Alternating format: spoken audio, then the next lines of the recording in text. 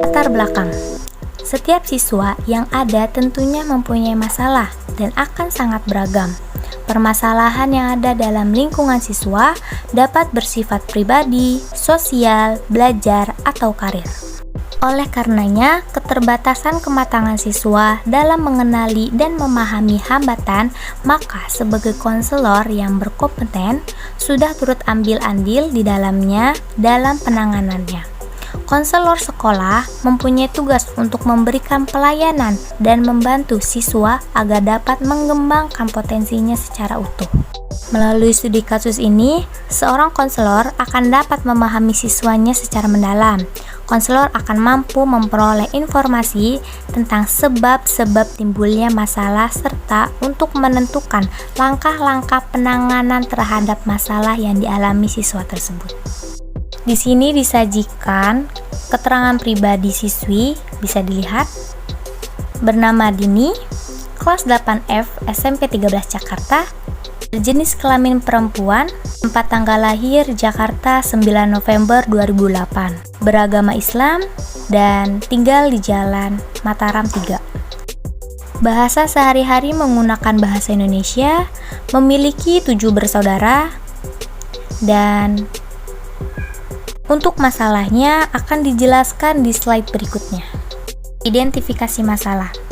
Dari berbagai informasi yang telah diperoleh melalui pengumpulan data seperti angket, kebiasaan siswa, daftar cek masalah, dan wawancara, maka gambaran umum permasalahan yang diperoleh menyangkut pada bidang pendidikan dan perencanaan karir atau jabatan. Adapun karakteristiknya dijabarkan sebagai berikut. Pertama, malas dan membolos. Yang kedua, kehidupan keluarga yang kurang komunikasi dengan ekonomi rendah. Yang ketiga, kesulitan dalam belajar karena kurangnya fasilitas, perlengkapan belajar, dan waktu belajar yang kurang teratur. Diagnosis. Diagnosa merupakan kegiatan yang diambil untuk menetapkan faktor-faktor penyebabnya berdasarkan hasil identifikasi masalah. Oleh karena itu, berikut akan dijabarkan mengenai hasil dari diagnosa yang diperoleh, yakni berdasarkan data yang ada, hal ini muncul kurang lebih banyak didasari oleh keadaan kehidupan keluarga yang kurang mendukung. Komunikasi yang kurang efektif pun menjadi permasalahan penting. Selain itu, keadaan penghidupan yang disebabkan terhimpitnya ekonomi membuat sang anak memberikan kontribusi yang masuk akal untuk tidak terlalu mematok cita-cita ke depannya. Jadi disimpulkan bahwa masalah yang dialami siswa disebabkan oleh faktor lain, antara lain kepercayaan diri yang kurang pada klien dalam menyusun cita-cita. Yang kedua, keadaan keluarga yang kurang memperhatikan akademik anak. Dan yang ketiga, kesulitan mengakses pembelajaran. Prognosis. Prognosis merupakan estimasi alternatif pemecahan masalah yang mungkin dilakukan berdasarkan hasil diagnosis.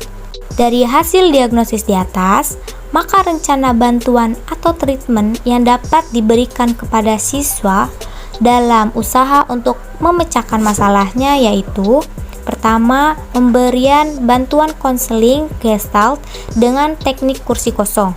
Yang kedua adalah bimbingan karir. Selanjutnya ada treatment. Treatment atau lazimnya disebut dengan perlakuan merupakan tindakan menetapkan dan melakukan cara yang tepat dalam mengatasi kesulitan atau masalah kasus dengan program yang teratur dan sistematis. Adapun treatment bantuan yang dapat diberikan kepada konseli yaitu: pertama, pemberian bantuan konseling Gestalt dengan teknik kursi kosong didasari karena adanya unsur ketidakpercayaan diri yang ditemukan pada diri konseli yang menyebabkan ia bingung akan karir kedepannya. Konsep dari pendekatan Gestalt dengan teknik kursi kosong sendiri adalah untuk membantu konseli dalam memecahkan masalah interpersonal yang ada dalam dirinya seperti rasa kurang percaya diri, sehingga konseli bisa memiliki kesadaran secara utuh akan dirinya.